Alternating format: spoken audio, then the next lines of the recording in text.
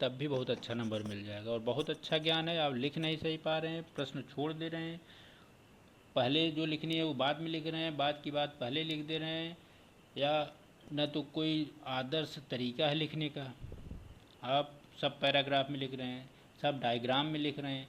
तो इन सब चीज़ों पे आपको पर्याप्त माइंड सेट्स तैयार करना होगा कि किन बातों को किस तरह से लिखना है, और एक प्रारूप सेट करना होगा दिमाग में, ताकि हमारा 20 प्रश्न एक भी छूटे न, 20 के 20 प्रश्नों के उत्तर हम अच्छे से लिख आएँ और हमको अच्छा नंबर मिले और सिलेक्शन का रास्ता तैयार हो।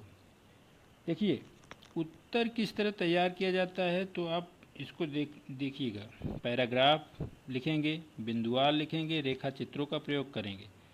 एक उत्तर में क्या क्या चीज़ें होनी चाहिए? स्वच्छता होनी चाहिए, पूर्णता होनी चाहिए। आप पूर्ण उत्तर लिखने का प्रयास करिए, आधा उत्तर लिख के मत आइए। स्पष्टता होनी चाहिए बातों में, आप जो बातें लिख रहे हैं वो पठनीय हो, साथ ही साथ ये समझ में आए कि आप लिख क्या रहे हैं। आप वर्तमान की बात भविष्य वाली थ्योरी मत लिखिए, हैं की जगह था मत लिखिए। आप ये समझिए कि अगर भूत भविष्य वर्तमान सेंटेंस का निर्माण किया गया तो जाहिर सी बात है व्याकरणिक दृष्टि से उसका कुछ महत्व है। विषय संगतता हो, तारतम्यता हो। एक लाइन लिखे हैं, दूसरी लाइन को घुमा के एक लाइन बनारस की लिख के दूसरी लाइन दक्षिण के तमिलनाडु से मत लिखिए। बनारस लिखे हैं तो इलाहाबाद का कोई प्रसंग लिखिए, ताकि तारतम्यता बनी रहे। जो चीज़ पूछी गई है उसी विषय से संबंधित हो। आवश्यक अनुपात में लेखन करिए। आवश्यक अनुपात का सेंस है कि जितना पूछा गया उससे 10 शब्द कम या 10 शब्द ज़्यादा से ज़्यादा मत लिखिए। आप उससे ज़्यादा लिखने का प्रयास करेंगे तो आपका समय खराब जाएगा। समय प्रबंधन पे बहुत ध्यान देना है। 3 घंटे में 20 क्वेश्चन को किस तरह समय प्रबंधन करके लिखा जा सकता है, इस पे बहुत ध्यान देने का। और निरंतर अभ्यास से ही आपका उत्तर लेखन कौशल विकसित होगा, क्योंकि आप जब शांत माहौल में लिखना शुरू करेंगे तो आपके दिमाग में बहुत विचार उत्पन्न होंगे, और उन विचारों को जब आप लिखेंगे कापी पे तब आपको समझ में आ गया ये एग्ज़ाम हाल में विचार शून्य होने की स्थिति जो होगी वह उससे बच पाएंगे। क्योंकि आप पहले से जब ये चीज़ों को काफ़ी क्रिएटिव माइंड से सोच सकते हैं तो एग्ज़ाम हॉल में अगर आप घर पे 10 बात सोच सकते हैं तो एग्ज़ाम हॉल में 5 याद आ जाएंगे। लेकिन हाल ये है कि आप एग्ज़ाम हॉल में ही जाके सोचना शुरू करेंगे तो आपको 5 भी याद नहीं आएगी, आपको 1-2 याद आएगी। भाषा लोग को लेकर एक दिक्कत है, क्योंकि अंग्रेजी भाषा वालों को लीड मिलती है, क्योंकि उनको व्याकरण की दृष्टि से तमाम गलतियों से बचाव मिलता है। उनकी लेखन शैली तेज होती है, उन्हें न तो ऊपर लाइन खींचनी होती है, न बिंदी, तमाम चीज़ लगानी होती है। और लेखन में उनकी जो भाषा हो मतलब लेखन शैली होती है आपके लेखन शैली से अच्छी मानी जाती है। ये प्रोफेसरों का एक माइंडसेट है, बस बाकी कुछ नहीं है। हिंदी में आप बहुत अच्छे से लिखिए, कम लिखिए लेकिन सुंदर लिखिए, सुंदर दिखना चाहिए। अस्पष्टता हो, पठनीय हो, पता नहीं कि एग्जामिनर पढ़ ही नहीं पा रहा है तो नंबर तो नहीं देगा। फिर शब्दों का चयन अच्छा करें, व्याकरण के नियमों का पालन करें, खास करके हिंदी वालों। प्रश्न की प्रकृति को समझना चाहिए, प्रश्न पूछ क्या रहा है। विषय की व्यापक और व्याख्यात्मक समझ होनी चाहिए। जैसे नैनो प्रौद्योगिकी है, आपको नैनो प्रौद्योगिकी के तमाम डायमेंशन को अच्छे से समझना चाहिए, तब जाके आप कुछ भी पूछिए। नैनो टेक्नोलॉजी का चिकित्सा क्षेत्र में क्या उपयोगिता है। आप जब नैनो टेक्नोलॉजी को चिकित्सा, कृषि, विज्ञान, उद्योग तमाम क्षेत्रों में पढ़ेंगे तब आपको समझ में आएगा कि हाँ ये है क्या। और अगर एक ही क्षेत्र में पूछ रहा है तो और गहराई से समझने की ज़रूरत है। प्रश्न में क्या पूछा जा रहा है, प्रश्न को विविध खंडों में विभाजित करना आना चाहिए। जैसे आपको बीच बीच में बताया मैंने कि एक ही प्रश्न में 2-3 बातें पूछ ली जाती हैं, तो उन्हें आप अंडरलाइन कर दीजिए। जो जो बातें लगे वो तुरंत आप अंडरलाइन कर दीजिए, गोला कर दीजिए, ये बात है प्रश्न में। उत्तर का प्रारूप बनाना आना चाहिए आपको, ये विकसित करना पड़ेगा प्रारूप बनाना, ताकि उत्तर आपका आकर्षक हो। प्रश्न की प्रकृति को समझते हुए मूल तथ्य और उप प्रश्न को रेखांकित करें। मूल तथ्य जो है वो उप प्रश्न उससे संबंधित, और अंत में कौन सी शब्दावली का उपयोग किया गया है उसको ध्यान में रख के उत्तर लेखन करना चाहिए। डायग्राम में बताए गए तथ्य की व्यवहारिक व्याख्या भी होनी चाहिए। आप मान लीजिए कोई डायग्राम बना दिए, अब उसके बाद आप निष्कर्ष लिख दे रहे हैं तो नहीं है, कम से कम 2-3 बार लाइन में आप ये समझाने का प्रयास करिए कि जो मैंने लिखा है ये चीज़ें सत्यापित कैसे होंगी। अब मैं कुछ शब्दावलियों को यहाँ पे लिखा हूँ, उसके आधार फिर हम लोग पढ़ेंगे, जैसे विवेचना, विश्लेषण, प्रकाश डालना, व्याख्या करना, मूल्यांकन करना, आलोचनात्मक विश्लेषण या आलोचनात्मक मूल्यांकन या आलोचनात्मक परीक्षण, निरीक्षण, समीक्षा, आलोचना, समालोचना, वर्णन, विवरण, स्पष्ट कीजिए, चर्चा कीजिए, परीक्षण कीजिए, उदाहरण सहित विश्लेषण, पुष्टि कीजिए, आकलन कीजिए, समालोचनात्मक व्याख्या, वर्णन, टिप्पणी, रेखांकन, परीक्षण, उल्लेख, समीक्षा, ये तमाम ऐसे शब्द आपके प्रश्न के अंत में मिलते हैं और इन प्रश्नों को समझ लेना चाहिए कि आखिर इनको किस तरह से समझ के हम लिखें ताकि हमारा उत्तर सही रहे। तो हम इसी की चर्चा करेंगे। ऐसे देखिए, पहले पॉइंट हम लोग पढ़ेंगे व्याख्या, वर्णन स्पष्ट कीजिए, विवरण दीजिए, स्पष्टीकरण करें, प्रकाश डालिए, उदाहरण सहित वर्णन, उल्लेख कीजिए, चर्चा कीजिए, ऐसे शब्द समान माने जाते हैं। इन प्रश्नों की मूल बातें सहजता से लिखी जाती हैं। उत्तर की पूर्णता हेतु उदाहरण या आर्थिक डाटा, आंकड़े आप लिख सकते हैं और इन तीनों चीज़ों को लिखने से उदाहरण, आर्थिक डाटा या आंकड़े आपका उत्तर प्रमाणित माना जाता है। एग्जामिनर को ये लगता है कि इस विषय के संदर्भ में छात्र को वर्तमान के आंकड़ों के संबंध में ज्ञान है, तो यहाँ आपको आधा नंबर का तो लीड मिल जाता है। और ये आधा नंबर आप एक प्रश्न के आधा नंबर को देख के चलेंगे तो आप नकारात्मक सेंस में जाएंगे, लेकिन अगर आप 20 प्रश्न में आधा आधा नंबर जोड़ेंगे तो ये 10 नंबर का लीड देता है। मैं आपको बता चुका हूँ, एक प्रश्न में अगर 10 नंबर की लीड लेते हैं तो आपको 6 पेपर में 60 नंबर की लीड मिलती है। इसलिए आप आधा नंबर को भी बहुत महत्वपूर्ण बात मानिए। आप 5 नंबर को महत्वपूर्ण कम मानिए, बल्कि आधा नंबर को ज़्यादा मानिए। लेखन करते समय प्रमुख पहलुओं का तर्कसंगत प्रासंगिक प्रमाण लिखना चाहिए। तुलनात्मक वर्णन में विविध क्षेत्रों का वर्णन करना चाहिए। जैसे देखिए, लेखन करते हुए प्रमुख पहलुओं का तर्कसंगत और प्रासंगिक प्रमाण, प्रश्न के संदर्भ में ही प्रसंग होना चाहिए। तुलनात्मक वर्णन करें, जैसे कहते हैं तो विविध क्षेत्रों का वर्णन करना जिसमें सकारात्मक और नकारात्मक पक्ष दोनों चाहिए। तुलनात्मक वर्णन में दोनों लिखना पड़ेगा, सकारात्मक नकारात्मक। जैसे कहता है विचार करें, विचार करें में क्या है, उत्तर लेखन में स्वयं के भाव लिखना चाहिए। आपसे कहा जाता है विचार करें, तो विचार आप करिए, कोई दूसरे इतिहासकार के विचार मत रखिए। आप लिख सकते हैं किसी के कोटेशन को, परंतु उस पर अपना विचार लिखिए। आप क्या समझते हैं, हम इस प्रश्न के संदर्भ में यह समझते हैं, मैं इस प्रश्न के संदर्भ में यह समझता हूँ, ये सब लिखना चाहिए। अब दूसरे पॉइंट में देखेंगे आलोचना, समीक्षा, समालोचना, परीक्षा, परीक्षण, गुण दोष की विवेचना। ऐसे शब्दों में उत्तर लेखन में सकारात्मक और साथ साथ नकारात्मक पक्ष का उल्लेख होता है।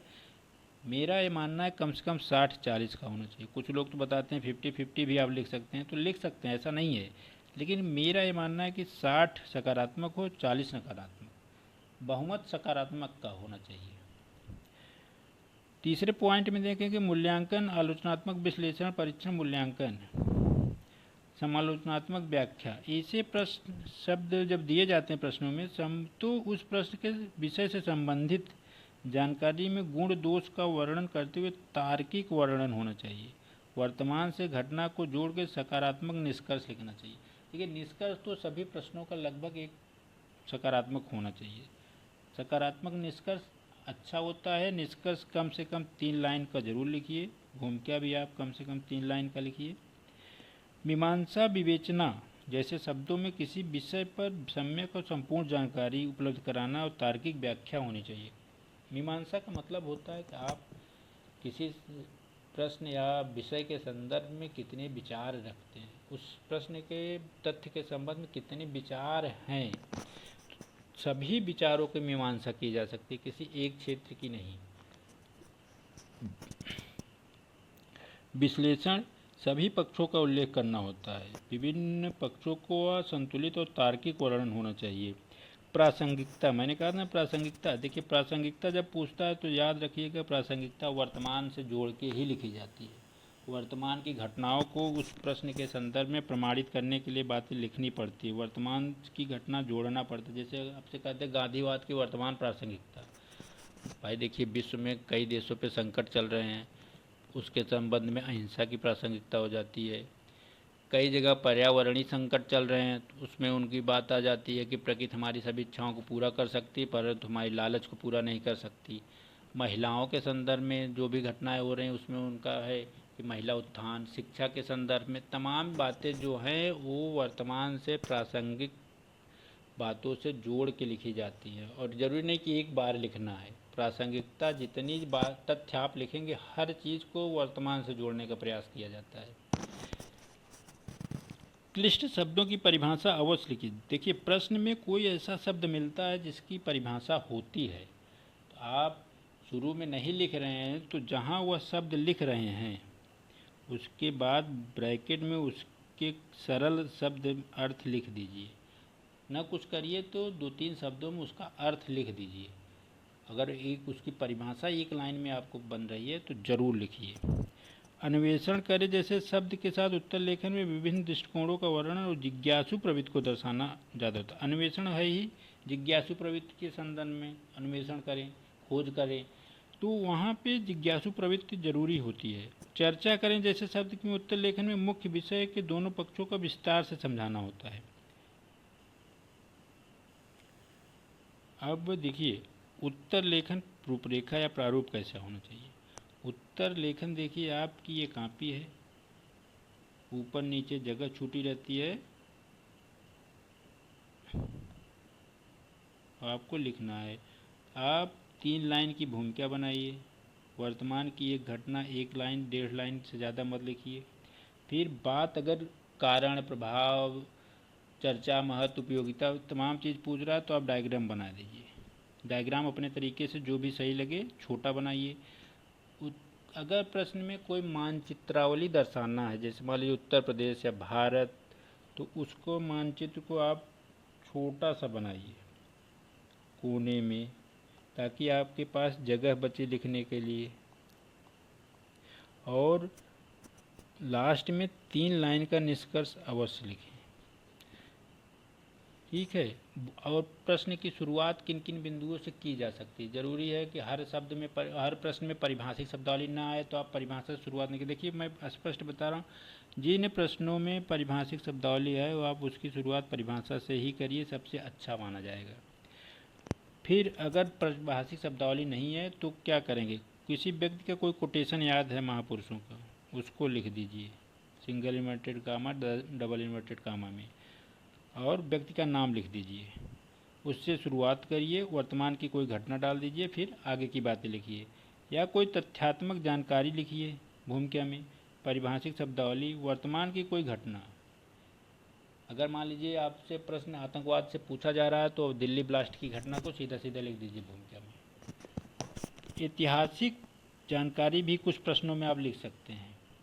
ये देखिए, 20 प्रश्न में, हर प्रश्न में अलग अलग डायमेंशन के होते हैं प्रश्न, तो अलग अलग तरीके से आप शुरुआत कर सकते हैं। इसलिए मैं बताना चाह रहा हूँ, कोटेशन, तथ्यात्मक जानकारी, परिभाषिक शब्दावली, वर्तमान घटना, ऐतिहासिक जानकारी, प्रासंगिक जानकारी से शुरुआत करें। 3-4 लाइन में ही भूमिका बनाएं।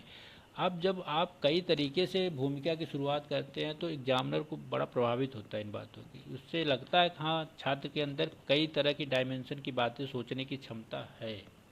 अब आप एक एक रटी रटाई बात लिखना शुरू करेंगे तो वो सही नहीं होता, उसको भी थोड़ा सा ऊबन होती है। वर्तमान की चर्चा 1-2 लाइन से ज़्यादा नहीं करनी है, बस चर्चा में है ये ज़रूर करना है। मुख्य अंश, जो मूल बातें हैं प्रश्न की, उन्हें बिंदुवार भी लिख सकते हैं आप। डायग्राम का प्रयोग कर सकते हैं, फ्लो चार्ट बना सकते हैं, मानचित्र का प्रयोग कर सकते हैं। मुख्य अंशों की व्याख्या करना, सकारात्मक नकारात्मक पक्ष को लिखना जरूरी होता है। निष्कर्ष अवश्य लिखें। देखिए, निष्कर्ष और भूमिका अवश्य लिखने का प्रयास करें, और सकारात्मक पक्ष के साथ अंत करें निष्कर्ष का। शब्द सीमा का पालन अवश्य करिए। डे 125 को आप 120 और 130 कर सकते हैं, और 200 को 190, 180 ही करिए, इससे ज़्यादा मत करिए। प्रमाणित लिखिए, जो भी लिखिए प्रमाणित लिखिए। नहीं आ रहा है और आप उल्टा सीधा मत लिखिए। कम आ रहा है, कम ही लिखिए, लेकिन उल्टा बात मत करिए कि पूरा कॉपी भरनी है हमें। ऐसा होने से वो जो उसके नंबर देते समय, पढ़ते समय बोझ लगता है माइंड में, वो नंबर सही नहीं देता, उसको ऊबन लगती है जब पढ़ने में। एग्जामिनर को विषय के संबंधित ही लिखना चाहिए। अब इसमें आप इन चीज़ों को कर कैसे सकते हैं, तो नियमित अभ्यास, लेखन, मूल्यांकन करना। जब आप प्रश्न लिखेंगे तो आप किसी चीज़ परिचय से उसका मूल्यांकन कराइए, स्वयं मूल्यांकन करिए, रचनात्मक फीडबैक प्राप्त करिए। टेस्ट पेपर देने जाते हैं बड़ी बड़ी कोचिंगों में, आपको फीडबैक ही नहीं मिलता। फीडबैक के नाम पे क्या होता है, अंडरलाइन करके प्रश्न जांच कापी दी जाती है, आप कापी लेके घर चले जाते हैं, आपको पता नहीं चला क्या हुआ। तमाम कोचिंग मेंटरशिप प्रोग्राम चला रही हैं, मेंटरशिप प्रोग्राम में मेंटर जो है उसे खुद ही नहीं बहुत चीज़ें जानकारी होती, क्योंकि बड़ी बड़ी कोचिंगों में क्या है, बड़े बड़े टीचर आपसे मिलते ही नहीं हैं। वो जो आपको पढ़ा दिए बस ठीक है, आपको मैटर दे दिया गया, आप पढ़ लीजिए, आप अपने मन से उत्तर लिखिए। लाखों में संख्या में कम से कम 10 लाख बच्चे तैयारी कर रहे हैं पीसीएस की, आईएएस की, पास होते हैं 1500। तो जो 10 लाख में 500 निकाल दीजिए, बाकी बच्चे, उनकी समस्याएं यही है कि उनके अंदर ज्ञान तो है लेकिन प्रदर्शन ही नहीं कर पा रहे हैं, वो बस किताबें पढ़ रहे हैं, तथ्यात्मक जानकारी खूब इकट्ठा कर रहे हैं लेकिन व्याख्या करना नहीं आता। तथ्य तो पता है, गांधी जीवन के बारे में सब कुछ पता है, जवाहरलाल नेहरू के जीवन के बारे में पता है, लेकिन उनके दर्शन के बारे में नहीं पता है, उनके विचार के बारे में नहीं पता है। तो मेंटरशिप के महत्व को समझे, जहाँ भी आपको कोचिंग करनी है, जहाँ भी जाना है टेस्ट सीरीज करने, आप जाइए। आप हमारे साथ हमारे यूट्यूब चैनल के द्वारा दिए गए वीडियो मेंस प्रोग्राम के पढ़िए, निःशुल्क है।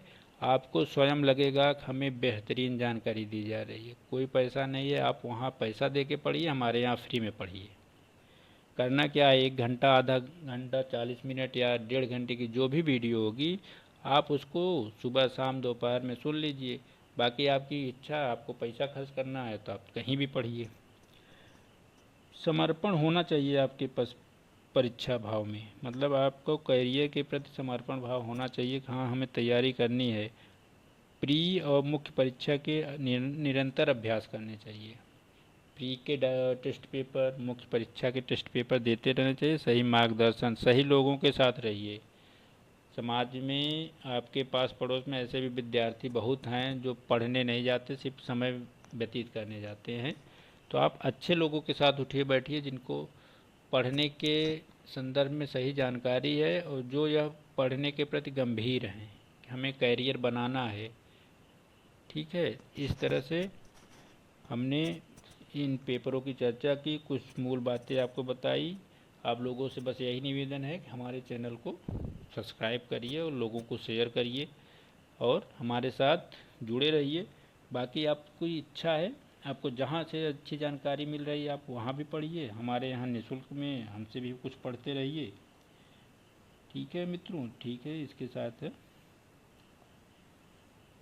ये समाप्त होता है। जय हिंद।